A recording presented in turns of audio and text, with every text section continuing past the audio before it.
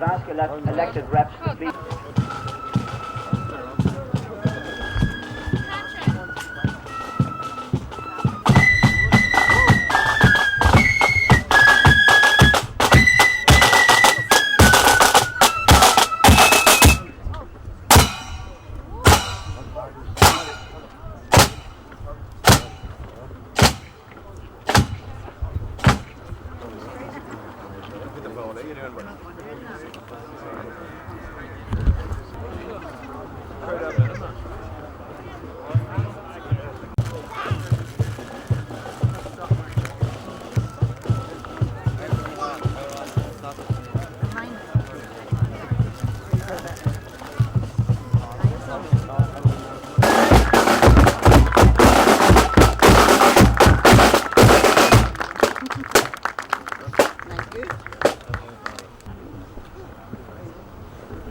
Please press forward. Thank you. Thank you for continuing to move on up the road. The parade is still back to the main road. This is certainly the biggest crowd of people that I have ever seen at this commemoration. So I'd ask you to please keep moving forward. Thank you.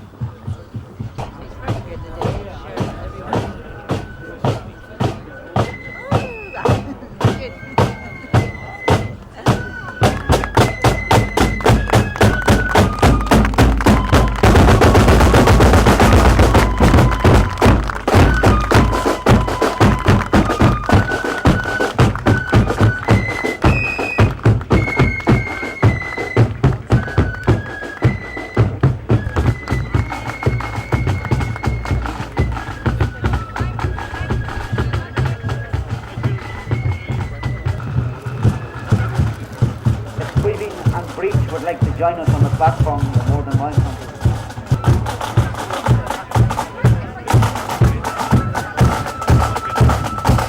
Please keep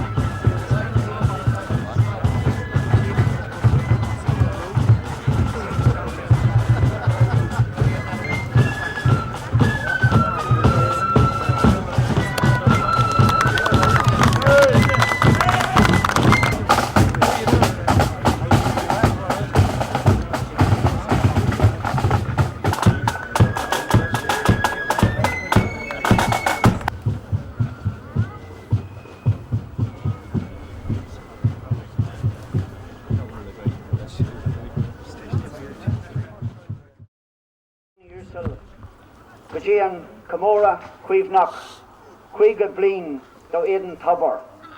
I want to extend a very, very warm welcome to you all here this afternoon at Edentubber, in numbers greater than ever witnessed here before. I want to especially offer a warm welcome to the families of the Edentubber martyrs, and all 5 families are represented here this afternoon.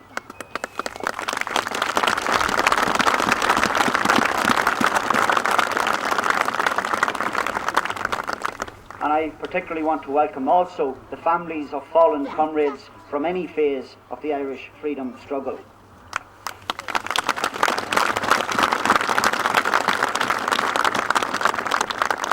For those who have travelled a distance, I hope you enjoy the outstanding natural beauty of this area.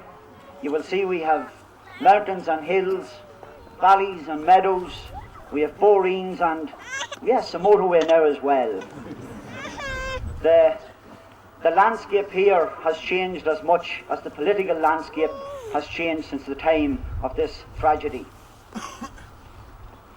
Operation Harvest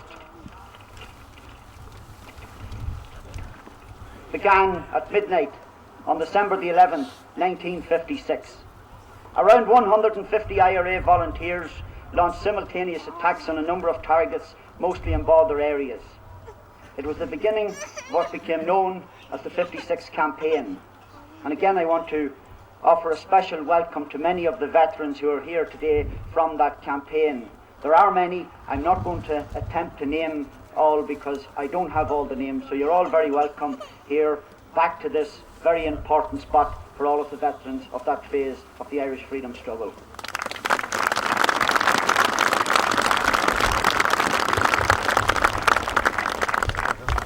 On the night On the night of November the 11th, 1957, 50 years ago today, a premature explosion occurred at this spot, causing the death of 5 very courageous men. They were George Keegan, aged 29 years, the oldest of the group, who came from Enniscorthy, County Wexford. George was a baker by trade, and his family had huge connections with the Irish freedom struggle going back to the Fenian movement, when his grandfather was an organiser with the Fenians. George's father, Patrick, was with the volunteers in Enniscorthy in 1916 and was commandant of the IRA Wexford during the Tan War. Patrick Parrell, aged 27 years, came from Wexford town. A typesetter by trade, Patrick was a Gaeilgeoir, a member of Conor na Gaeilge and a founder member of the Parnell GA Club. He loved all things Irish and often acted as Farrantee at Clery. He was a full-time organiser with the IRA. Paul Smith, aged just 19 years, came from Bestbrook in South Armagh. He was the eldest of a family of 7 children. Young Paul was an architect's apprentice, but had been on the run from almost the beginning of the campaign a year earlier. Although he has been described as good-humoured and carefree, he was a fiercely committed IRA volunteer. Oliver Craven was also aged just 19 years and came from Gerry town. He had been on the run for about 7 months. Oliver is described as powerfully built and soft-spoken, but was particularly known for his cool-headedness. He evaded capture on many occasions. Sadly, his mother died 8 weeks after the tragic incident here, many believe of a broken heart. Michael Waters, owner of the little 2-room cottage which stood on this site, lived here alone as his mother had died 2 years previously. Michael was a forestry worker who enjoyed music. In fact, he was a brilliant fiddle player. He was, like very, very many others, not just in these parts but throughout this island, a hugely committed Republican who supported the IRA by providing food and shelter for volunteers. Indeed, the IRA could not have prosecuted such a successful campaign, particularly in the last 30 years, without the support of such people. It's worth bringing to your attention another incident that happened just across the meadow. In fact, if you can see the tricolour fluttering on Kelly's Road, just beside the green shed in the distance, where in December 1975, IRA volunteers Sean Campbell and Jim Lockery died in a premature explosion on that road. Like the volunteers here, they were from each side of the border. Sean Campbell was from Faughard in North County Louth, and Jim Lockery was from Drummondhee in South Armagh. And like the others, all through these campaigns, whether it was Sean South from County Clare, the boys from Wexford, it's evidence that Britain's border in Ireland didn't segregate our people. It didn't stop our people coming together to pursue the goals of justice and freedom for all in this country. I want to acknowledge the absence of 2 great Republicans. Donald Duffy and Pat Hart died earlier this year. Donald piped this parade every year since it commenced in 1958. He piped many other commemorations and Republican functions as well, including funerals, and unfortunately, poor Donald is no longer with us. Pat Hart spent countless hours maintaining the monument here in the condition that you see it. So I want to mention those 2 people, Ayash J. Gorev and Merkel. I also want to bring to your attention the Memorial Committee have acquired the land adjoining this memorial, and we hope that in the coming years we will develop this to a very substantial development. Draft plans, which you can have a look at, will be on display in the Carrickdale Hotel at a function immediately after this commemoration. I would encourage people to go and have a look at those. We're now proceeding with the laying of the wreaths, and I'll ask my colleague, Councillor Pearse McGill, to please officiate for this part.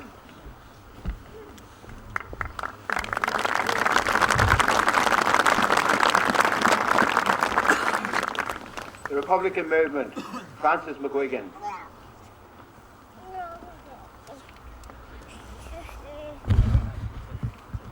Waters family, Sean Waters Jr.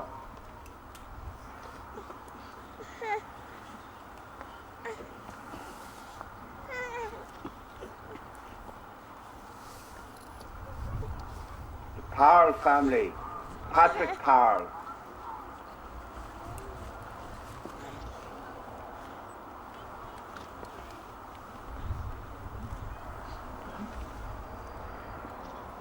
Keegan family, May Keegan.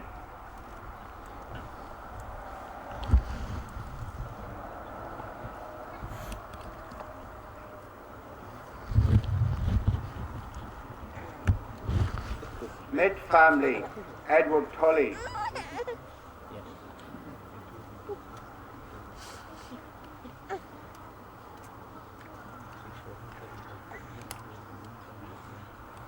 Dundalk Town Council, Councillor Ian Dooley.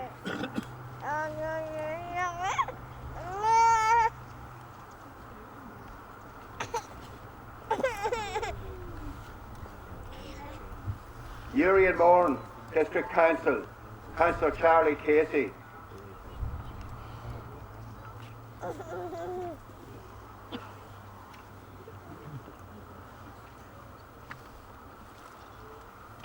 O'Reilly, McGinty, Waters Cummin, Sally Kearns.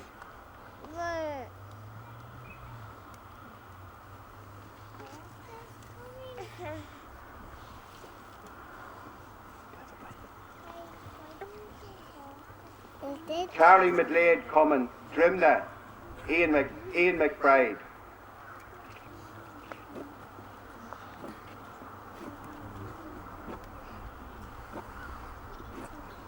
Loud Corla Cantor, Sinn Féin, Imelda Munster, Councillor Imelda Munster.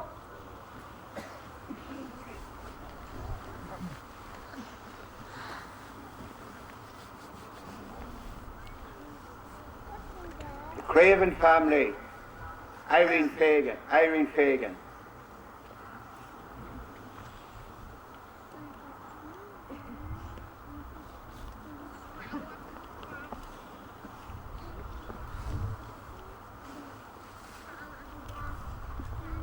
Powell Cummin, Wexford, Morris Roach.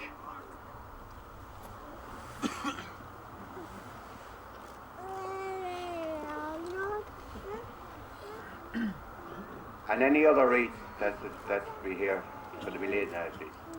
For Marcus.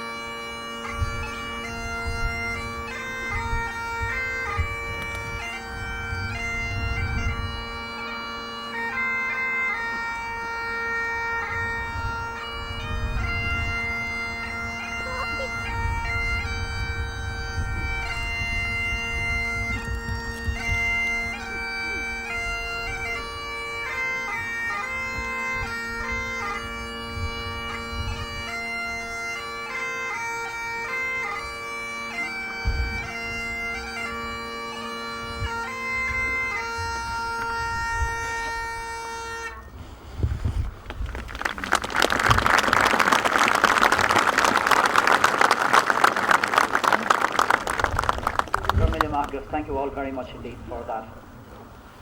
We now have a unique piece, special on the 50th anniversary. It's called the Edentubber Song, and I'm going to call forward Ellen Maguire from Drummondhee to sing the Edentubber Song, please.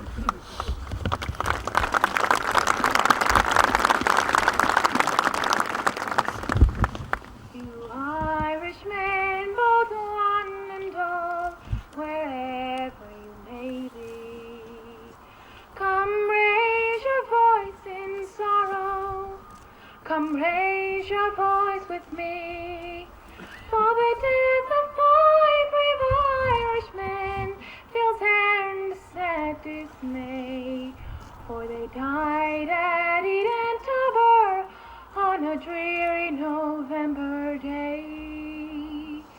In '56, when Ulster's sons waged war on England's queen, the call rang forth to all who love the green. The brave and true, they left their homes to challenge England's might, and to help the heroes of the North in the equal fight. From Wexford came George Keegan, with his heart as true as steel, along with brave young Carroll, to man the Barnagill. Young Craven came from Newry, Paul Smith from Breathbock town, and for 12 long months they battled with the forces of the crown. Michael Waters from County Louth, at the age of 54, was still as true to Rosnaboo as he was in days of yore. In his cottage by the border, he gave a friendly hand to the freedom fighters on the run. With them he took his stand. On the 11th of November, I'm sorry to relate, my Quarters and his brave young friends, they met a cruel fate. On their way to hit the foreign foe as they left the cottage door, a landmine exploded and they're gone forevermore.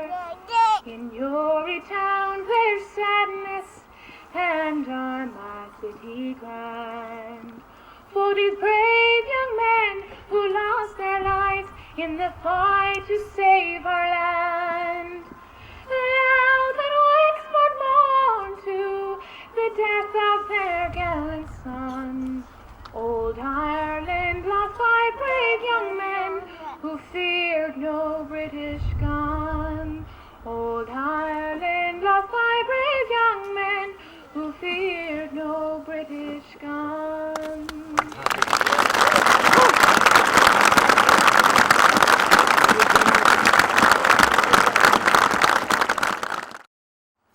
The next introduction, well, does he need introduction, I wonder. He's a household name virtually all around the world. But he's also a person that has been hounded and brutalised for his efforts to bring peace and justice to this land. Please welcome Uachtaráin Sinn Féin, Gerry Adams.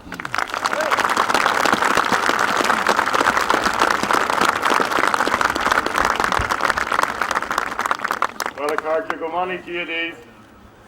But Cahi Mayor are just go will me han sasta skiaf the moor mar shaw a acoil egan oich ni for shaw. Agus go harha ta gini na fear agus min ra on fear shin agus na clan on a fear a furba go harha ta shid agus ta shid should go han sasta skiaf the mar shaw a acoil.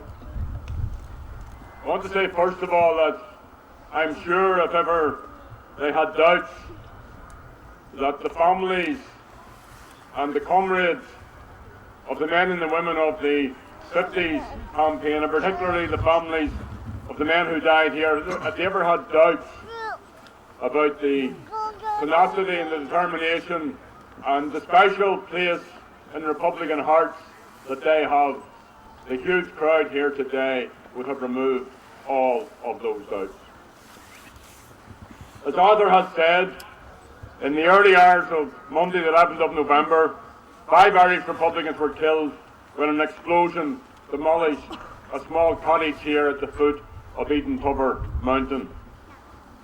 Michael Waters was the owner. Paul Smith was a 19-year-old. Oliver Craven, from a family of 3 boys and 4 girls. Paddy Power, George Keegan. All of these men perished on this spot. So I want, as Arthur has done, to extend a very, very hearty Céad Míle Fáilte to all of the families who have travelled to be with us today, to the relatives of those brave volunteers.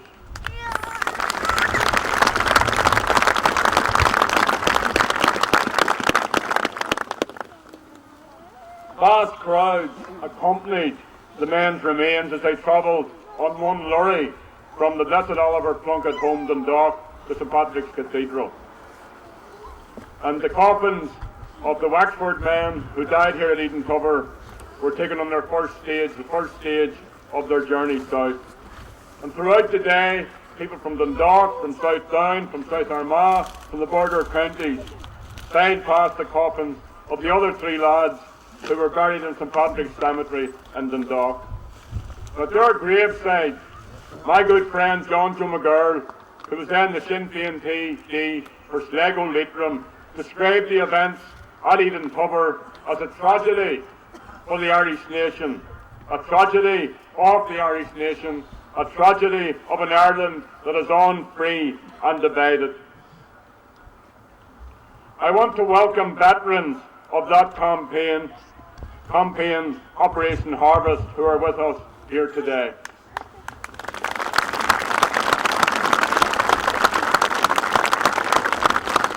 I see Larry Marty, come on, Eskel. I see Larry Donnelly here in the crowd, Matty Murphy, Podrigan, Fergal O'Hanlon's sister behind us, and lots of other men and women. And I want just to welcome a special friend here, Brian Keenan, who's here on the podium behind us as well.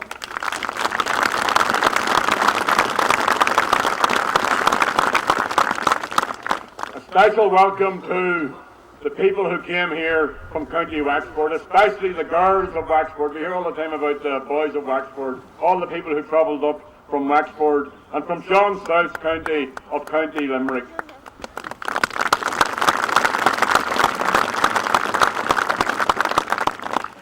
At that time, more and more people were turning to Republicans for political leadership, as well as in support of the armed campaign.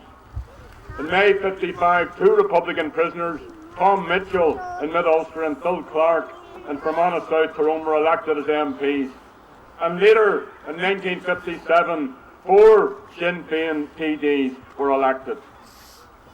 Now, the campaign did not bring about British withdrawal, but it did place the issue of partition and the nature of the repressive, sectarian, 6-county state back on the political agenda. In a world of struggles for national self-determination at that time, it showed that the Irish struggle remained unfinished business. So Irish republicanism owes a huge debt of gratitude to the courage and the self-sacrifice of the Republican activists of the 1950s. They kept faith with the Republican past, and they ensured the future of our struggle.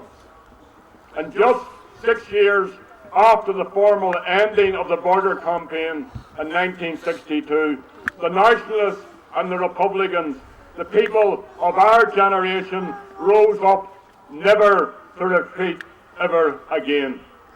And we did so in the company of leading Republicans from the 1950s who were hugely influential on a new generation of activists who emerged in the 70s. But then in the 70s that was different from the Ireland of 57, and now in 2007 Ireland is different from that of 1970 or even of 1981. And more importantly, today Republicans are not just talking about achieving political power. Irish Republicans, for the first time since partition, are exercising real political power in the North Executive and through the All-Ireland Ministerial Council. And all of this is down to the good work of the people who are assembled here today and evidence of the political support for Sinn Féin and the popularity of Irish republicanism at this time. But my friends, our national objectives have not been achieved. Ireland is still partitioned. Republicans need to continue to build republicanism and to build even more political support throughout this island. The most recent election, the general election here in the South, was a disappointment. But it was not the blow our political opponents suggest. Fianna Fáil talk of crushing Sinn Féin. Are we going to let them crush us? That must send a very, very clear message today. Republicanism will not be crushed. Sinn Féin will not be crushed. Republicanism will not be undermined. This party and Irish republicanism is set to continue to grow in the time ahead.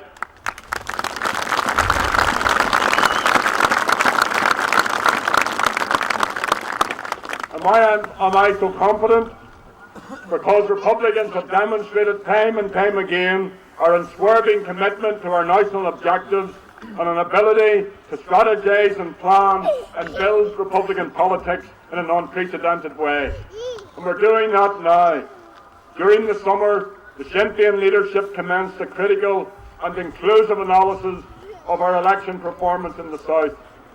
We've engaged in intensive consultations with activists right across the 26 counties, and the resolve shown by party members has been inspiring. I was in Limerick yesterday, in Mallow in Cork, and Waterford the day before, and what is abundantly clear is that activists and supporters are up for the challenge of achieving our political goals. The election result was a wake-up call, and we now need to do things differently. And what will this require of us? A greater focus on rejuvenating the party and of expanding our work in local communities. We also need to continue profiling a southern political leadership as part of our representative national leadership. And as we seek to do this, we should remember that our opponents fear our agenda for change. They will continue to attack us. The opposition to genuine republicanism is considerable. It encompasses powerful vested interests which support and are in turn supported by the Conservative parties. It includes a small number of anti-Republican journalists who seek at every opportunity to make allegations trying to link Republicans with criminals and criminal activities. A few weeks ago, Paul Quinn was murdered in County Monaghan. He was murdered by criminals. It was a crime which people across Ireland have rightly condemned. An alliance of some unionist and SDLP politicians, criminal elements, some former Republican activists have sought to exploit this dreadful killing to undermine Sinn Féin. They will not succeed. I want to make our position absolutely clear on this point. We have a zero tolerance to all criminal activity. We want to make the policing institutions and judicial systems accountable. We will continue to resolutely oppose political policing north and south. It's totally and absolutely unacceptable. But let me be very direct. Sinn Féin is committed to law and order. We fully support the fight against crime. We support Garda Síochána and the PSNI and the criminal justice systems north and south, and the effective delivery of fair and impartial justice. I want to deal briefly with today's UDA statement. Right-thinking people will support real efforts by thinking loyalists to move the UDA or other loyalist paramilitaries into the peace process. So Sinn Féin welcomes, in a positive way, any progress on this front. We are mindful, however, that the UDA was established by the British government, that it was a front for them, and that it is consumed in criminal activities, including drug pushing. So there can be no tolerance for this. Attempts to bribe organisations like this, as the British did in a very cynical way, are unacceptable. What the UDA needs to do is to get off the back of the Unionist people and remove itself as a threat to those ordinary Catholics who have been most often its victims. I want to pay tribute to the men and women of the Irish Republican Army, Óglaigh na hÉireann. The Army's willingness to take courageous decisions and to deliver on them has been an example to us all. We, the people gathered here and people throughout this island, we are a proud Republican people. Our cause was never, ever about personal gain or advancement, and that remains the case, as it was in the 50s, as it was in 1916, as it was before that. That remains the case today. And Republicans from the border area who are often targeted by yellow propaganda, Republicans from these areas in particular can stand with your heads held high. The Republican people here have a great respect, justifiably, for the IRA, and especially for those volunteers of our generation and others like the ones we honour here today.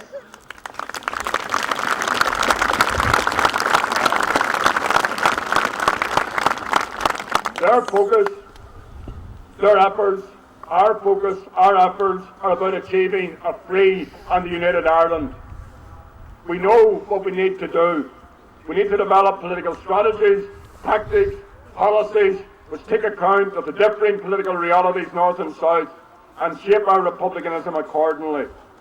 In recent years, we've been very successful in doing this electorally, especially in the north.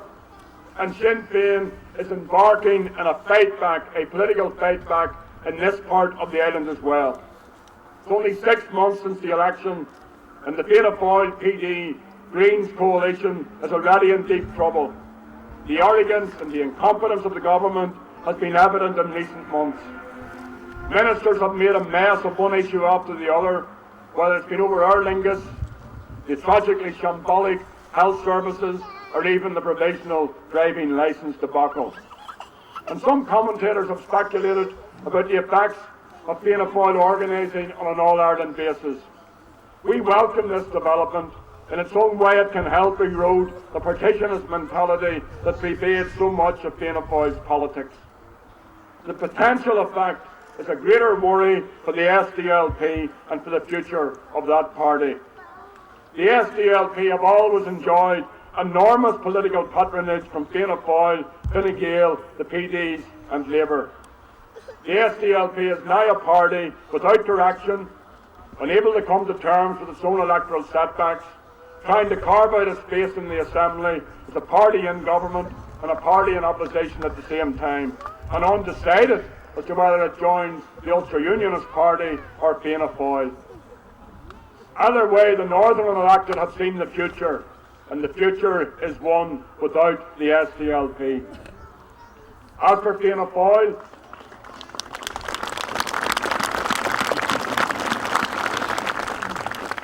are you cold? I've only an hour to go. Arthur was saying this is the largest crowd he's seen here. It's also the largest loudspeakers I've ever seen in a Republican commemoration anywhere. I'm nearly finished. As for Fianna Fáil, the intention is to seek a mandate on a 32-county basis.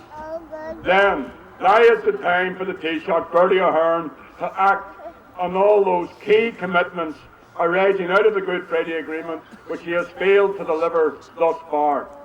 And principal among these is its failure to provide representation in the Oireachtas for citizens in the 6 counties. So in all of this, friends, the challenges for us, for Sinn Féin, are enormous. Sinn Féin is the United Ireland Party. Sinn Féin is the Republican Party. We have no monopoly on republicanism, but more than any other party, we're serious about building a national republic based on independence, sovereignty and equality. Others in small militaristic groups attack us with great bitterness. Our late comrade Martin Meehan and his wife Breeze received 5 death threats from these elements in the week before his untimely death last Saturday. No Republican objectives are advanced by such behaviour. On the contrary, the activities of these groups play into the hands of those who are against change. These groups have no strategy, no programmes, no popular support, and no real capacity militarily or otherwise. They have chosen random acts of intimidation and isolated acts of individual violence which are politically ineffective and result only in pain and suffering for the individuals targeted and for their families. The overall effect is retrograde at every level and in every sense when what is required is forward momentum. I would appeal to them again, therefore, to cease all activities, and I will engage with all or any of these groups to persuade them of the imperative for everyone genuinely interested in republicanism to advance it in a peaceful manner. So, my friends, we have work to do. We have to take the lessons of the last 4 decades and vigorously and rigorously apply them in this new situation. If we want to build an effective, a real political opposition in the 26 counties, then nobody else is going to do it. We need to make it happen. Fianna Fáil has sucked in the Green Party. The current crop of independent TDs are from the Fianna Fáil gene pool. Labour's achievement once again has been to revive Fine Gael. So Sinn Féin is the only party led by Caoimhín Ó Caoláin who will stand up for Ireland's interests in the face of the upcoming EU referendum, which will involve a massive loss of power to unelected officials in Brussels. So friends, we've laid the foundation, we've taken a small setback, we're in a new phase of struggle. In many ways it will be the most challenging phase, but this leadership, the thousands of Republican activists and the hundreds of thousands of citizens who are increasingly voting for our party are able and determined to advance republicanism in the time ahead. I am confident that we will achieve our goals. I have confidence in the people here, in republicanism, in Republicans, and in our ability to persevere, to persist, and to prevail. Together, we can build a united, sovereign Irish Republic based on equality for all. And that, when it's all said and done, is the only truly fitting monument to those who died here at Edentubber and for all those who died in the cause of Irish freedom. The only lasting monument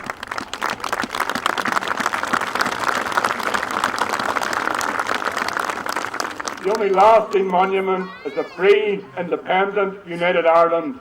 Sinead Carja, Rocky Midgerai, Arai, Lynn, Lakelia, Guramila Margot.